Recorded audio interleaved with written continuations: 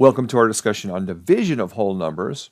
So if you've been looking through my videos for adding, subtracting, multiplying, and now dividing, we're going to get into the trickiest of the four operations, right? Division is the one that trips students up the most, but it's not that bad. Division is technically multiplication in disguise. When you're dividing by 3, you're really just multiplying by 1/3, which is where you get this 12 over 3, because that's 12 times a third.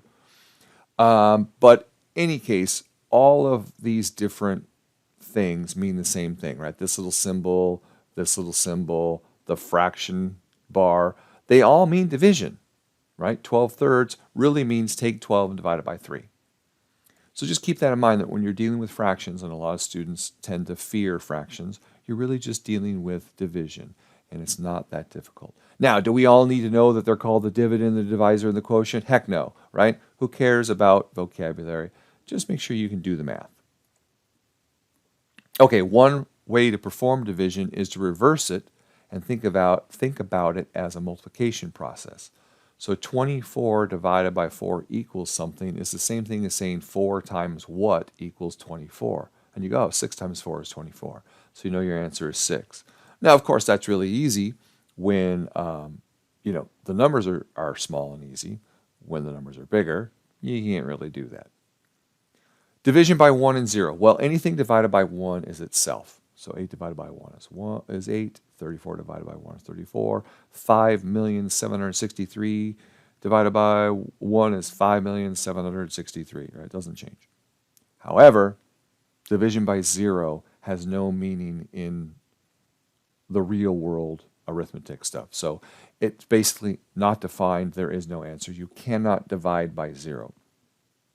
And the main reason why is division is basically asking, if I take a certain number of things and then divide them into a certain number of groups, how much will be in each group? So when we say 24 divided by 4, that's saying take 24 and put it into 4 even groups. Well, if I do that, each of those groups will have 6 things. So you could think of like, having 24 candy bars, and you're going to divide them amongst 4 kids. Each of the 4 kids is going to get 6 candy bars. Well, if you divide by 0, that's saying take these 24 things and then divide them into 0 groups. Well, that's impossible because 24 is already sitting in one group, right? I can't divide it into less groups. It already is one group unto itself. So division by 0 just does not make sense logically, and it does not make sense numerically. Therefore, it is not defined. Anytime you try and divide by 0, there basically is just no answer. Just say it's undefined or no answer, or however you want to say that. Otherwise, we can do it, right? 96 divided by 8, we can estimate it, make that 100 divided by 10. We know our answer should be close to 10. Then we can actually do the work and get 12, which is pretty darn close. Now, if you're doing long division, you take 8 into the first digit. It goes once. There's my 1. Then you multiply, which gives you my 8. Then we're going to subtract it, right, to get a 1. We bring the next digit down, and we repeat the process. 8 into 16 goes 2 times. That's why I put a 2 here. 2 times 8 is 16. And so 16 minus 16 is 0, and we get that answer of 12. And we check it, and that's close to 10, so we feel like we're probably, right. We probably didn't make any mistakes. Bigger numbers get a little trickier, but you can still always estimate it. 5,000 divided by 30, or since they both have 10s, you could lop some 10s on it and go 500 divided by 3, and that's close to 200. Stick it in your calculator, do the work, see what you get, right? Use Excel, calculator, whatever you want to use. The next topic are factors. And factors is just a fancy way of saying, what are smaller numbers that can multiply together to give me the number I'm looking at? So all of the factors of 6 would be all pairs, just you're only looking for 2, any 2 numbers that multiply together to give me 6. So for instance, 2 times 3. Or 1 times 6. So the factors of 6 are 1, 2, 3, and 6. Those are all the things that divide into it evenly.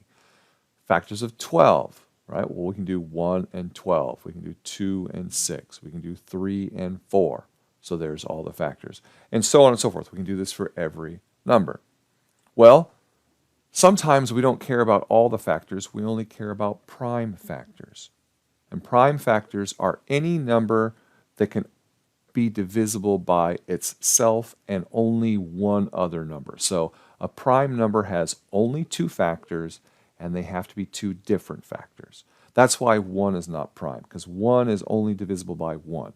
So sometimes there's a bad definition of prime numbers out there that says any number that's divisible by 1 and itself, is only divisible by 1 and itself. Well, 1 is divisible by 1 and itself. So that people go like, oh, 1's prime. Well, yeah, because that's a bad definition. That's not really the definition of a prime number. So this one that says for which there are no factors other than 1 and the prime number itself, that's a bad definition, because that makes you think that 1 is prime. The true definition of a prime number is any number that has two and only two distinct, meaning different, factors. So now 1 doesn't work because 1's only divisible by 1. But 2 is divisible by 2 and 1, right? 3 is 3 and 1, 5 and 1, 7 and 1, 11 and 1, 13 and 1, and so on and so forth. So you can do the whole thing 1 in itself if you want to memorize it that way. Just remember that 1 is not prime. Okay?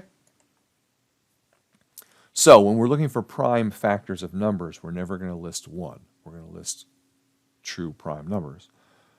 The factors of 6, you'll remember, were 1, 6, 2, and 3, but only 2 and 3 are prime, so those are the prime factors of 6. Same for 30. 30 has a lot of factors, but only 2, 3, and 5 are prime factors. Now we can find prime factors, and we can find just basically the factorization of any number with a simple technique called the factor tree. And what you do is you start with a number, and then you just find any two numbers, right? Any factor pair. It doesn't have to be 2 and something. It could be anything, right?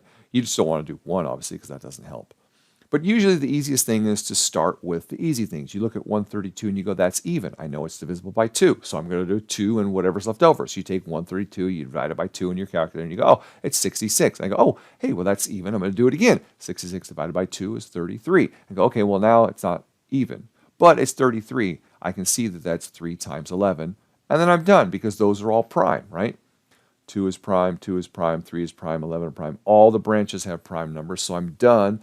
And this is what's called the prime factorization of our number. 132 equals 2 times 2 times 3 times 11. And you could check that by actually multiplying them all together. Now, why do we hassle with this kind of crap? Well, there are times where we need to know prime factorization of numbers. It's going to help us with more advanced mathematical operations. It's also how our emails and text messages are kept secure, is with the two-factor verification on each end. It does that using RSA algorithms, which are based on very, very large factor prime numbers. So prime numbers can be very, very important in our everyday life. Suppose carpenter needs to cut pieces of wood, each 20 inches long, from a 144-inch long board. Determine how many pieces they can cut. Use division. We're going to obviously ignore the width of the saw blade, right? Because usually saws are about 1/8 of an inch to 1/4 of an inch, depending on what you got. So every time you're cutting a 20-inch long board, you're losing a little bit to the actual cut. But we're going to ignore that for now, and we're just going to take 144 divided by 20. And we see that we can get 7 cuts with a remainder of 4. So there'll be 4 inches left over. But we all know there'll be less than that because of the saw blade width. But in any case, that's what's happening there. Now, some learning help. Basically, how do we help do these silly word problems? Well, anytime you see the word per, that is a really big red flag. Hey, we're doing division. A per B means A divided by B. In fact, fractions is the top, per the bottom. And if you think about it, the word percent, right, means per 100, means you're dividing by 100. Right? Because 25% written as a decimal would be 0.25, which is 25 divided by 100. You do that in your calculator, you get 0.25. So that's what percent really means. It means by 100 or divided by 100. Now, of course, per month means each month, right? So we're dividing by months. And that's usually more of a unit of measure kind of thing. But in any case, we can do the work, we can do the division, and we can finally convert it to years and figure out that it's going to take 11 years and 3 months for the family to get the money they need. Some tricks of the trade. Well, we know a number is divisible by 2 if it ends in an even number. So if it ends in 0, 2, 4, 6, or 8, we know it can divide by 2. We know a number is divisible by 3 if the digits of the number add up to a multiple of 3. So 2 plus 7 plus 8 plus 4 equals 21. 21 is divisible by 3, so 2,784 is also divisible by 3.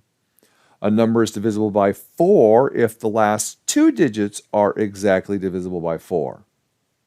So this big old number, 3716, we know that the last 2 digits, 16, is divisible by 4, so we know the whole number is divisible by 4. It really kind of comes from this rule, right? The last single digit is divisible by 2. When we want to do 4, sorry, I went too far, it's the last 2 digits is divisible by 4. If we want to do 8, it's the last 3 digits has to be divisible by 8. A little bit, trickier. It's hard for most people to look at it and go, oh yeah, 120 is divisible by 8, right? But that pattern holds. If we want to figure out if something's divisible by 16, see how these are all powers of 2. 2 squared is 4. 4 cubed is 8. That's why we need the last 3 digits. 4 to the power of 4 is 16, so we look at the last 4 digits, and if that number is divisible by 16, and we can go on and on and on for all powers of 2. But really, beyond 8, it's not that helpful. We know how to figure out if something's divisible by 5. That's really easy. It's either ends in a 0 or a 5. And because the rule for 3 exists, the rule for 9 also exists because it's just 3 squared. The only difference is before we had to add up the digits and it had to be divisible by 3. Now it just has to be divisible by 9. And in fact, for all powers of 3, this will work. So if you want to know if something is divisible by 27, which is 3 cubed, all you have to do is add up all the digits of the number, and if that number is divisible by 27, then the original one is. Again, not really easy to figure out if something's divisible by 27 just by looking at it. You'd probably have to use your calculator, and at that point, you might as well just divide the original number by 27, right? So it doesn't get to be that helpful. But 3 and 9 definitely are. Lastly, the easiest one of all, something is divisible by 10 if it ends in a 0. That's simple. Okay, that's all I got for you.